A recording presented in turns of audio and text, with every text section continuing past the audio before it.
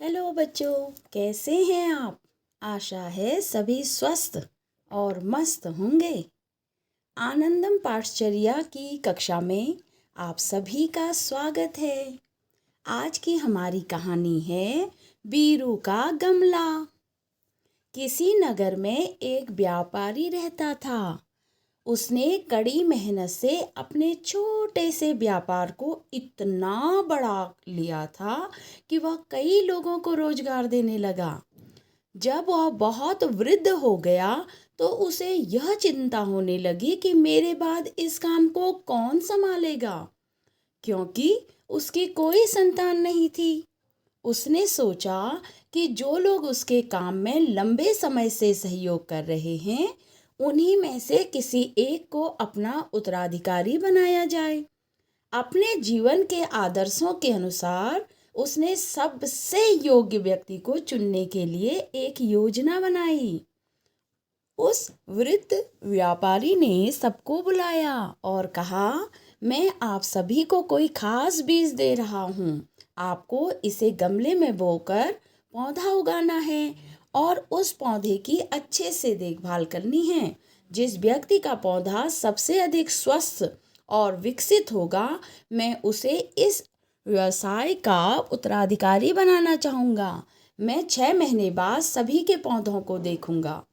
सभी लोग उन बीजों को लेकर घर आ गए और बड़े उत्साह के साथ गमले में बो दिया। सभी लोगों ने इसके बारे में अपने घर पर भी बताया ताकि सभी मिलकर उस पौधे की देखभाल कर सकें। कुछ दिनों बाद ही सभी ने अपने अपने पौधों के बारे में बातें करना शुरू कर दिया। उस व्यापारी के सहयोगियों में बीरू नाम का एक व्यक्ति भी था। उसको दिया गया बीज तो अभी तक अंकुरित ही नहीं हुआ था। उसने सोचा कि कुछ बीज देरी से अंकुरित होते हैं, इसलिए वह खाद पानी देने का प्रयास करता रहा। 6 महीने बाद व्यापारी ने सभी को अपने पौधे दिखाने के लिए कहा। सभी अपने अपने गमले लेकर आए, जिनमें बड़े बड़े पौधे थे। बीरू के गमले में तो बीज अभी अंकुरित ही नहीं हुआ था, लेकिन उसे खुद पर भरोसा था कि मैंने अपने काम में कभी कोई कसर नहीं छोड़ी है, इसलिए मुझे इस बात का कोई अफसोस नहीं है कि परिणाम क्या आया है। बीरू भी अपने गमले को लेकर आया था ताकि कोई यह न सोचे कि उसने प्रयास ही नहीं किया। दूसरे सभी सहयोगी बीरू के खाली गमले को देखकर हंस रहे थे। जब व्यापारी ने बीरू से इसका कारण पूछा तो उसने सारी बातें सच सच बता दी। वह वृद्ध व्यापारी गंभीर होकर बोला, मैं बीरू को अपना उत्तराधिकारी घोषित करना चाहता हूँ और मैं चाहता हूँ कि तुम सभी बीरू के मार्गदर्शन से इस काम को और आगे बढ़ाओ और खुद भी आगे बढ़ो। जब सभी इस घोषणा को सुनकर एक दूसरे की ओर आश्चर्य से देखने लगे तो व्यापारी ने कहा कि मैंने आप सभी को उबले हुए बीज दिए थे जो अंकुरित ही नहीं हो सकते हैं। बीरू ने किसी लालच के लिए अपने ईमान को नहीं खोया और 6 महीने तक अपना धैर्य भी नहीं खोया। इसलिए मैं इस जिम्मेदारी के लिए उसे ही सबसे योग्य समझता हूँ।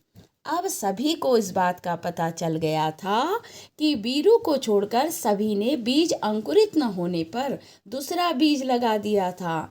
इसलिए वे बहुत शर्मिंदा हुए और क्षमा मांगते हुए बीरू के मार्गदर्शन में उस काम को और स्वयं को आगे बढ़ाने के लिए सहर्ष तैयार हो गए।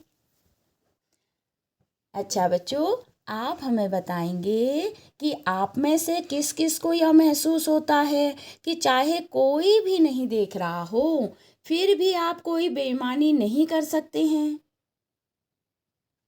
क्या आपके साथ कभी ऐसा हुआ है कि बार बार ईमानदारी के प्रयास करने पर भी आपका कोई काम नहीं हुआ हो? ऐसी स्थिति में आपने क्या किया? विपरीत परिस्थितियों में धैर्य बनाए रखना चाहिए। क्यों? आप सभी को ये कहानी कैसी लगी, मुझे अवश्य बताएंगे। अगली बार एक नई कहानी के साथ मैं आपके समक्ष फिर उपस्थित होती हूँ। तब तक के लिए ओके, बाय बाय।